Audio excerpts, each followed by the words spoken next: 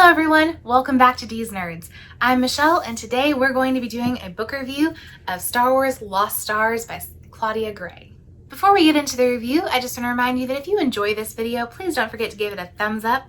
If you want to see more content from us, subscribe to our channel and ring the bell to get notifications whenever we post a new video. So this is the book. This is Star Wars Lost Stars by Claudia Gray. It is part of the Disney canon novels, which if you don't know, there's a timeline of books and movies that are considered canon, and there's a timeline of books that is considered the legends, and those are not considered part of the official story anymore. So there is a difference. The legends ones, I believe, are all marked at the top now if you buy a new copy, and actually say legends in gold across the top of them so that you know they're not part of canon, but they are still available. This particular book is considered a YA book, young adult, but having read it, I can honestly say that I don't feel like the story is at all YA. I would say the most YA thing about it is just that the book is easier to read maybe than an adult book, and the font is a lot bigger, and those are really the only things. The book, I think, is a very mature book and is extremely interesting in how it treats the story. This book takes place beginning 11 years before A New Hope and then finishes 1 year after Return of the Jedi. So we start at the beginning of the book on this planet of Jellican, or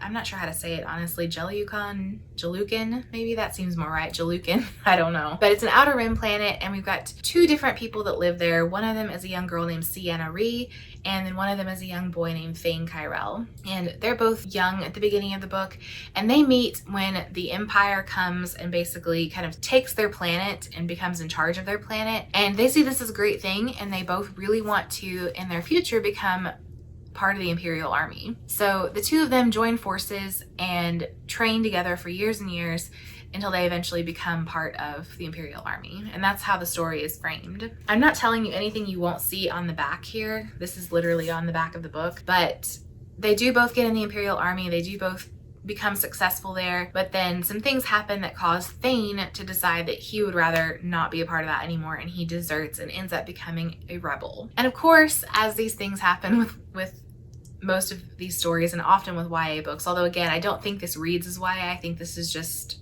this particular thing feels a little YA to me. The two of them had strong feelings for one another, and so it's really difficult for them to then be caught up on both sides of this thing. I think what makes this book amazing is that we get to see the Imperial side of pretty much everything that happens in a completely different light. So we get to see it from the point of view of people who are not in charge of anything and who originally thought that the Empire was going to be a good thing for their planet. So the two of them are totally loyal to the Empire when this book starts. I mean, they're very young, but they're loyal and they're excited, and as they grow older, they contain that excitement and they continue to be loyal until they become a part of the army themselves. And I think it was so interesting because you get to see all of the major battles between the Rebel Alliance and the Empire from this point of view. So you're seeing it from the point of view of just regular people. It was really cool also to see some people in that Empire who were maybe a little bit doubtful at different points about what was happening. You actually see from their perspective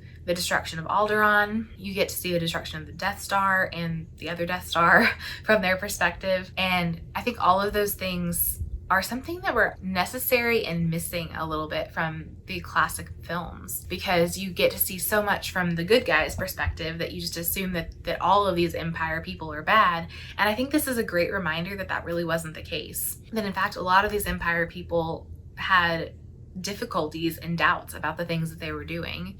So I thought that was a really cool perspective to get, and I think it was really interesting to see from both sides. So while Thane decides to defect and go and become a rebel, which originally he doesn't. Originally he just deserts because he just decides he can't do it anymore and is just a supply runner on a freighter for a while until he ends up deciding to join the rebellion. On the other side of it, Sienna is just staunchly loyal. They came from two different parts of the planet Jelucan, and so he was one of the rich people that they called second wavers, who really didn't have any connection to like the part of the planet that was traditional. And she was a valley girl, not like dude, not that kind of valley girl, but she was from the valley, very traditional, and believed in the Force and believed in honor above everything else, that honor and trust and faithfulness were more important than anything. And so despite her having some misgivings about things that are going on, that part of her is still holding on strong. And so we see her continue to progress through the ranks as an officer, even as she's having to fight against this boy that she grew up with, who she has such a strong connection to. This book I flew through in less than 2 days, and it's 550 pages long roughly. I think it's phenomenal. I absolutely give this one a 5 stars. I will certainly read it again, and I can't always say that. Even sometimes when I enjoy books like this, I don't want to read them again, but I will most certainly read this one again. It's really interesting. It's a good one if you're not sure where you want to start and you want a good overview, or if you just want to kind of cover some events that you've maybe already seen from a different perspective. You do, again, see all of those major battles, all of those major story points that happen from the other side, and get to see, even in some cases, what their perspectives are of common people that we do know from the original trilogy, like Tarkin and Vader and the Emperor. They don't spend a lot of time with them because obviously they're not important as far as like officers in the Imperial Army, but they do have run-ins with all 3 of those people, and I think it's really interesting to see how they perceive those people that we have a very definite picture of, I feel like, from the original movies, but to see it from someone who actually believes in the cause is a lot different. So I hope that this review was informative. I hope that you pick up the book if you're a Star Wars fan, because it is 100% worth it. If you enjoyed this video, please don't forget to give it a like. Comment below if you've read it, if you're interested in it, if you want me to read any other Star Wars books that you haven't seen me talking about before, or something that you read that you'd love to get my perspective on. And then don't forget to subscribe to the channel to get more content and ring the bell for notifications whenever we post a new video. I'm Michelle. We are Dees Nerds, and have an awesome day. Bye!